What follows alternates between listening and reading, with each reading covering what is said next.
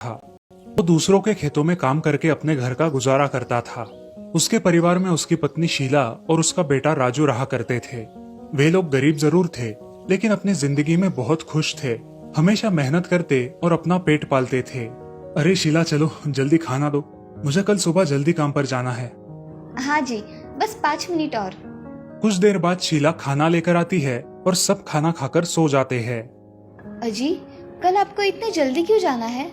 अरे भाग्यवान, कल खेतों में बहुत सारा काम है, इसलिए थोड़ा जल्दी जाऊंगा। ठीक है। अब बातें बंद करो और तुम भी सो जाओ। हम्म। अगले दिन मोहन सूरज निकलने से पहले ही खेत में जाता है और काम करने लगता है। काम करते करते शाम हो जाती है और अंधेरा पड़ जाता है। मोहन खेत से निकल ही रहा था कि तभी उसका पाँव एक सांप पर गिर गया। उस सांप ने मोहन को काट लिया। मोहन जोर जोर से चिल्लाने लगा। शाम हो जाने की वजह से सब लोग अपने खेतों में से घर गए थे और मोहन के चिल्लाने की आवाज किसी ने नहीं सुनी। कुछ देर बाद मोहन बेहोश होकर जमीन पर गिर गया। अगले दिन गांव के कुछ लोग खेत में आए और उन्होंने देखा कि मोहन बेहोशी की हालत में खेत में पड़ा है। चलो जाकर देखते हैं। गांव वाले मोहन के पास जाते हैं। अरे मोहन भाई, उठो, क्या हुआ है तुम्हें? लेकिन मोहन नहीं उठता। तभी एक आदमी की नजर मोहन के पैर पर पड़ती है। अरे मोहन भाई को तो सांप ने काटा है, ये देखो उसके निशान। सारे लोग मोहन को उठाकर उसके घर लेकर जाते हैं। अरे, क्या हुआ है मेरे पति को? आप सभी ने ऐसे क्यों उठा कर ले आए हो? तभी एक आदमी शीला को सारी हकीकत बताता है। वो सब सुनकर शीला के पैरों के तले जमीन खिसक जाती है। हे भगवान, ये आपने क्या अनर्थ कर दिया। अब मैं क्या करूं? मेरे घर का गुजारा कैसे होगा? शीला फूट फूट कर रोने लगी। अब घर की सारी जिम्मेदारी शीला पर आ गई थी और शीला भी अब खेती में काम करके अपने घर का गुजारा करने लगी। ऐसे ही कुछ साल बीत गए। अब राजू स्कूल जाने लगा था। माँ, जल्दी टिफिन दो, मुझे स्कूल जाने के लिए देरी हो रही है। हाँ बेटा, अभी लाई। शीला टिफिन लेकर आती है और राजू को देती है। ऐसे ही कुछ साल बीत जाते हैं। राजू अब कॉलेज जाने लगा था। उसे कभी भी अपनी माँ की हालत पर दया नहीं आई थी। अब वो बहुत गैर जिम्मेदार बन गया था। अरे दोस्तों, क्यों ना हम सब कल कहीं पिकनिक पर जाए? हाँ हाँ, क्यों नहीं, बहुत मजे करेंगे। ऐसा कह के सारे दोस्त घर निकल जाते हैं और राजू वही बैठकर सोचने लगता है। मैंने सबको पिकनिक के लिए हाँ तो बोल दिया, मगर मैं पिकनिक के लिए पैसे कहाँ से लाऊं? इसी सोच में डूबे हुए राजू घर आता है और अपनी माँ से कहता है, माँ, मुझे कल के कल 5,000 रुपए चाहिए। अरे मेरे लाल, इतने सारे पैसे क्यों चाहिए तुम्हें? और मेरे पास तो इतने पैसे नहीं है बेटा। माँ, मुझे कुछ नहीं पता, आप मुझे कुछ भी करके आज शाम तक पैसे दे दो, नहीं तो मैं घर नहीं आऊंगा। अरे बेटा, ऐसे मत करो, लेकिन मेरे पास सच में इतने पैसे नहीं है। माँ, आप कुछ भी करो, मुझे पैसे चाहिए, मतलब चाहिए। ठीक है मेरे लाल, मैं कुछ करती हूँ। अब शीला सोच में पड़ जाती है कि इतने पैसे वो कहाँ से लाए। शीला अपने खेत के मालिक के पास जाकर आधे पैसे उनसे उधार लेकर आती है, लेकिन फिर भी पैसे कम पड़ रहे थे। अब शीला अपने पड़ोसी के घर जाकर और कुछ पैसे उधार लेकर आती है और जैसे तैसे वो 5,000 रुपए जमा कर लेती है। माँ, चलो मुझे पैसे दो, जल्दी। हाँ मेरे राजा बेटा, अभी देती हूँ। शीला राजू को पैसे दे देती है। दोनों खाना खाकर सो जाते हैं।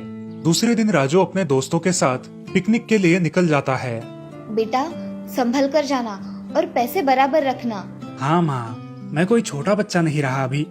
राजू घर से निकलता है और सारे दोस्त पिकनिक के लिए बस पकड़ते हैं। बस में राजू की नजर एक लड़की पर पड़ती है। वो उसे बहुत पसंद आती है। राजू उससे बात करने लगता है। हाय, मैं राजू, आपका नाम? मैं प्रांजल। इस तरह बातों बातों में उसे उससे प्यार हो जाता है। लेकिन प्रांजल एक बहुत गुस्सैल लड़की थी। पिकनिक से वापस आने के बाद राजू प्रांजल को अपने घर लेकर जाता है। माँ, देखो मेरे साथ कौन आया है। कौन है बेटा? शीला प्रांजल की ओर देखती है, लेकिन प्रांजल शीला की ओर बहुत गुस्से से देख रही थी। कुछ देर रुकने के बाद प्रांजल उनके घर से निकल गई। माँ, कैसी लगी प्रांजल तुम्हें? मैं उसी से शादी करने वाला हूँ। बेटा, मुझे ये लड़की सही नहीं लगी। तुम्हें इससे कई अच्छी लड़की मिल जाएगी। आप मत सिखाओ मुझे, मैं शादी करूंगा तो सिर्फ प्रांजल के साथ ही। ठीक है बेटा, जैसी तुम्हारी मर्जी। तुम्हें पूरी जिंदगी निकालनी है उसके साथ। अगर तुम दोनों खुश रहते हो तो मुझे क्या दिक्कत हो सकती है। कुछ दिनों बाद राजू और प्रांजल की शादी हो गई। फिर एक दिन प्रांजल अपनी सास के साथ झगड़ा करने लगी। मैं कुछ काम नहीं करूंगी, तुम्हें करना है तो करो, नहीं तो छोड़ दो। अरे बेटी, पर मेरे जाने के बाद ये सब तुम्हें ही तो करना है ना। तभी का तभी देखा जाएगा, आप मुझे मत सिखाओ। शाम को जब राजू घर आता है, ए जी देखो ना, तुम्हारी माँ कुछ काम नहीं करती और मेरे से सब करवाती है और ऊपर से झगड़ा भी करती है। राजू बाहर जाता है और अपनी माँ को खरी खोटी सुनाता है। प्रांजल ये सब देखकर बहुत खुश हो जाती है। अब ऐसे ही चलने लगा। प्रांजल हर रोज राजू को उसकी माँ के बारे में भड़काती रही, राजू को अपनी माँ से दूर करती रही। ऐसे ही एक दिन उसने अपने खुद के हाथ थोड़े जला लिए और शाम को जब राजू घर आया, ए जी देखो, आज आपकी माँ ने क्या किया। मैंने काम करने के लिए मना किया तो आपकी माँ ने मेरे हाथ जला दिए। प्रांजल की बातें सुनकर राजू बहुत गुस्सा हो गया। उसने अपनी माँ को घर से बाहर निकाल दिया। अरे बेटा, मैंने किया क्या है जो तुम मुझे घर के बाहर निकाल रहे हो? और मैं इस उम्र में कहाँ जाऊँ बेटा? जरा अपनी बूढ़ी माँ के बारे में तो सोचो। ऐसा मत करो बेटा। ये रोना धोना बंद करो और निकलो मेरे घर से। बेचारी शीला अपना सामान लेकर घर से बाहर निकलती है। वो पास ही के एक मंदिर में रहने लगती है। ऐसे ही कुछ दिन बीत जाते हैं। एक दिन अचानक राजू के सीने में दर्द होने लगता है। अरे सुनो प्रांजल, मेरी छाती में बहुत दर्द हो रहा है, मुझे हॉस्पिटल लेकर चलो। प्रांजल राजू को अस्पताल लेकर जाती है। डॉक्टर राजू का चेकअप करते हैं और प्रांजल से कहते हैं, देखिए मैडम, आपके पति के दिल में छेद है। हमें कल के कल कोई ऐसा आदमी ढूंढना होगा जो अपना दिल इन्हें दे, नहीं तो हम आपके पति को नहीं बचा पाएंगे। डॉक्टर की ये बात सुनकर प्रांजल बहुत डर जाती है। उसे समझ नहीं आता कि क्या किया जाए। ये बात राजू के पड़ोसन को पता चलती है और वो जल्दी से ये बात राजू की माँ को बताती है। जैसे ही राजू की माँ को ये बात पता चलती है, वो तुरंत अस्पताल आ जाती है और डॉक्टर से बात करती है। डॉक्टर साहब, मेरे बेटे को बचाओ। आप मेरा दिल ले लो, मगर मेरी बच्ची की जान बचा लो। शीला अपना दिल राजू को दे देती है और खुद अपने बेटे के लिए इस दुनिया को अलविदा कहती है। राजू का ऑपरेशन हो जाता है। अगले दिन जब राजू होश में आता है तो वो प्रांजल से पूछता है, अरे प्रांजल, मुझे क्या हुआ था? प्रांजल राजू को कुछ बताती तभी डॉक्टर वहां पर आते हैं। राजू, तुम्हारा ऑपरेशन एकदम अच्छे से हुआ है, अब घबराने की कोई जरूरत नहीं। मगर डॉक्टर, मुझे हुआ क्या था? तुम्हारे दिल में छेद था। तुम्हारी माँ ने तुम्हें अपना दिल देकर तुम्हारी जान बचाई है। ये बात सुनकर राजू और प्रांजल की आंखों में आंसू आने लगे। राजू फूट फूट कर रोने लगा। क्या मेरी माँ ने अपना दिल मुझे दिया?